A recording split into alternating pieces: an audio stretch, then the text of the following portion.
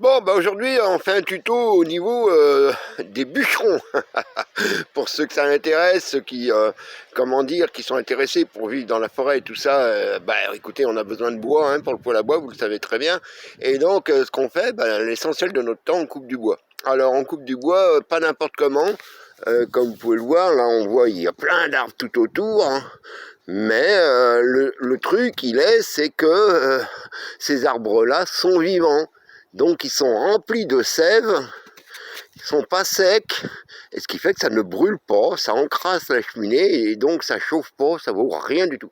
Donc ce qu'il faut, c'est trouver, comme je viens de trouver ce matin, on peut le voir ici, des arbres morts, et là ils sont bien morts, vous le voyez bien là.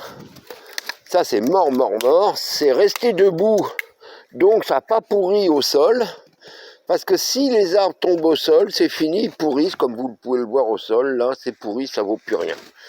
Alors, quand on a la chance, de pouvoir tomber sur un arbre comme ça, mort, eh ben, écoute, l'abattre n'est pas un problème, vous savez. Le couper, là, c'est pas trop le problème. Le problème, c'est qu'il va se prendre dans les autres arbres, et là, ça peut devenir compliqué. Alors là, on a des méthodes, on a une méthode, bien entendu, avec un outil très important, qui est le crochet à bois. Lui, c'est important de l'avoir, parce que ça nous permet... Hop. Ah, on va l'avoir. Et là, on tire. Alors, bien entendu, ça demande un peu de force. Ou alors, ce qu'on fait, c'est qu'on va venir commencer à couper en faisant une entaille en sifflet, et ensuite par en dessous. Là, ça va s'abattre, et au fur et à mesure, on va pouvoir ramener l'arbre de façon à ce qu'on puisse le couper au complet. Et comme vous pouvez voir, il est bien pris, hein. Ça, c'est constamment, hein. C'est toujours le problème, c'est que les arbres se prennent dans les autres, et ça fait que voilà. Mais bon, c'est juste un peu plus de travail. Mais là, on va être bien, parce que c'est vraiment du bon bois. Vous voyez, bon, c'est du résineux, bien entendu, mais c'est vraiment, c'est du bon bois, bien sec, et pas de pourri, rien du tout. Voilà, je pense que c'est un ancien mélèze. Ouais, je pense.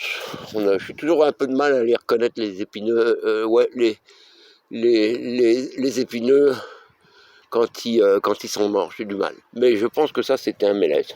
Enfin, peut-être que je me trompe. Enfin voilà, vous voyez, c'est des choses qu'on doit apprendre. C'est des choses que... au début, on ne sait pas trop comment s'y prendre. La scie, la tronçonneuse reste prise dans l'arbre parce on n'a pas bien vérifié le point de tension et ainsi de suite. Ce qui fait qu'il faut là aller chercher une autre tronçonneuse pour pouvoir dégager celle qui est prise, et ainsi de suite. Et puis il faut faire aussi très attention parce que ça peut être extrêmement dangereux. Parce que quelquefois l'arbre ne tombe pas là où on pensait qu'il allait tomber. Et donc, il vaut mieux pas être en dessous. Voilà. Eh ben, écoutez, si un jour vous voulez faire du bûcheronnage, venez me rejoindre. Vous serez le bienvenu. Allez, à plus tard. Bye.